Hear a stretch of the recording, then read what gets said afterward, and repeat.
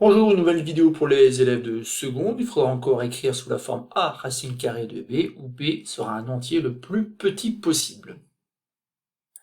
Et dans cet exercice qu'il faudra faire donc sans utiliser la calculatrice, il va falloir donc quelque part simplifier chacune des 6 expressions.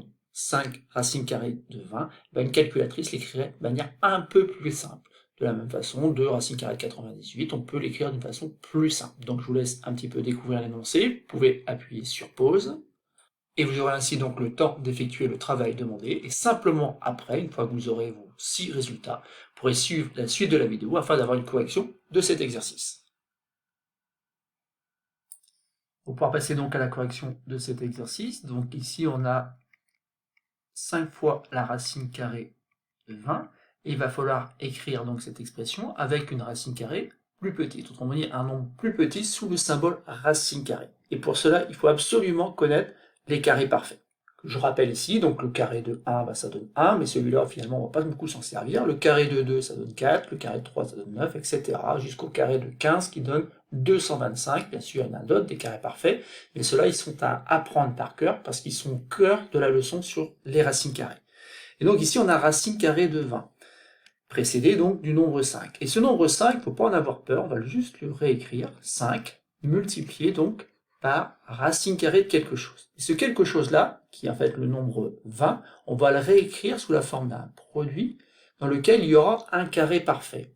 Et donc comment réécrire 20? Eh bien, on peut le réécrire comme étant 4 multiplié par 5. Et ça, c'est important parce que ça va permettre, encore une fois, de simplifier l'expression. On va voir comment. Tout simplement déjà parce qu'on peut utiliser une propriété qui dit que la racine carrée d'un produit A multiplié par B est égale au produit de racine carrée de A multiplié par racine carrée de B. Autrement dit, quelque part, on va pouvoir couper le symbole racine carrée en deux, en écrivant donc racine carrée de 4 multiplié par racine carrée de 5. Et ça, c'est intéressant parce que racine carrée de 4, on sait combien ça fait. Ça vaut 2. Donc je vais pouvoir remplacer ici par 2. Et donc ça fait 5 multiplié par 2, multiplié par racine carrée de 5, sauf que 5 multiplié par 2, ça fera toujours 10. Donc ça fait 10 fois la racine carrée de 5. Vous allez me dire, c'est pas beaucoup plus simple que ce qu'on avait au départ, 5 fois la racine carrée de 20. Mais il faut prendre ça quand même comme une simplification dans le sens où, sous le symbole racine carrée, sous le radical ici, le nombre est plus petit. L'entier ici est 5, alors qu'au départ il était 20.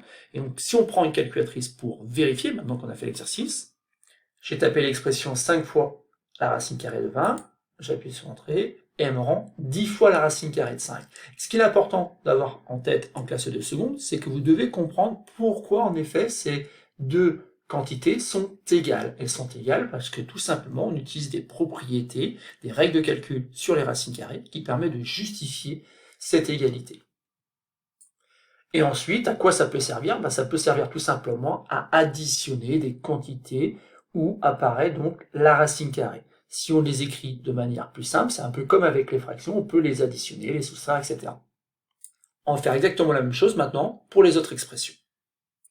Petit b, donc, on a 2 multiplié par racine carrée de 98, donc pas de problème, le 2 on le laisse de côté, et on va voir ce qu'on peut faire avec racine carrée de 98. Donc racine carrée de 98, il faut l'écrire encore une fois sous la forme d'un produit, dans lequel apparaît donc un carré parfait. Donc il faut absolument connaître donc cette liste-là. Donc ici, bien sûr, on l'a devant les yeux, mais bientôt vous n'aurez plus. Il va falloir donc connaître ces nombres-là. Donc 98, je cherche, donc 81 multiplié par un entier, je vois pas comment on peut obtenir 98, pas plus qu'avec 64. Par contre, avec 49, oui, 49 multiplié par 2, ça fonctionne bien. 49 multiplié par 2, ça donne bien 98. Et après, on enchaîne les étapes, c'est-à-dire qu'on utilise la propriété qu'on a rappelée tout à l'heure, c'est-à-dire qu'on peut écrire que racine carrée de 49 multiplié par 2, c'est racine carrée de 49 multiplié par racine carrée de 2.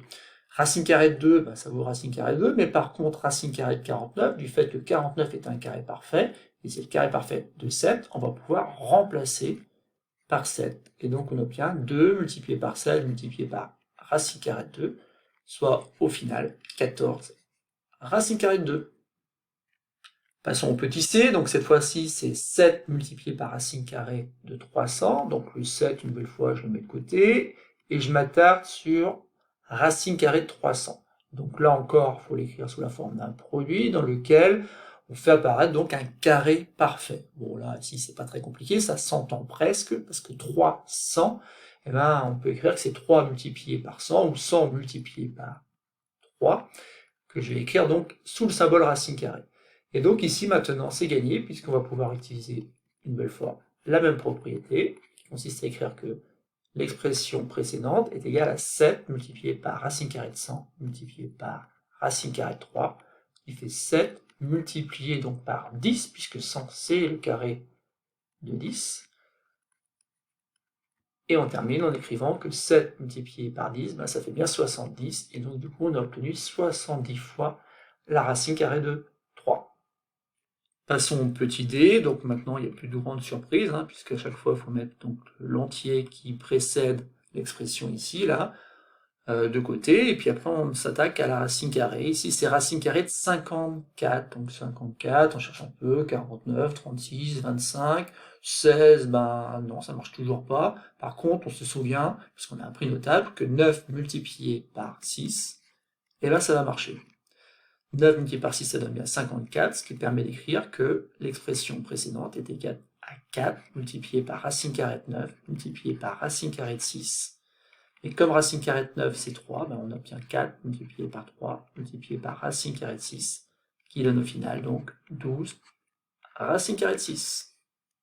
On continue, c'est toujours la même histoire, hein, il va falloir trouver donc un produit qui soit égal à 72 et dans lequel, bien sûr, il y a un carré parfait. Donc on cherche un petit peu, 81, bien sûr que ça ne marche pas, 64, 49, 36, ah bah si, 36 ça fonctionne bien, puisque 36 multiplié par 2, ça donne justement 72. Donc voilà, et après on enchaîne les étapes, 3 multiplié par racine carrée de 36, multiplié par racine carrée de 2.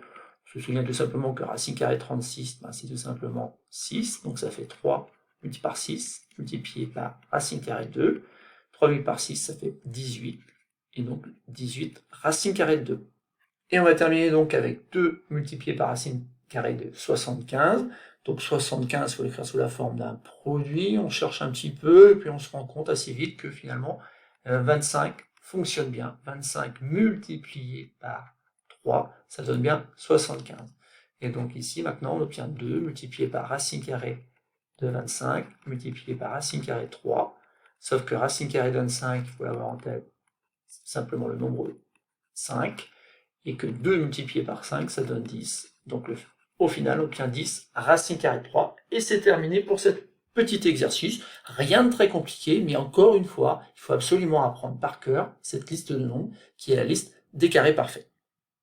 Et ensuite, c'est très mécanique, c'est tout le temps la même chose. C'est pour ça que cet exercice, il faut le considérer comme assez simple.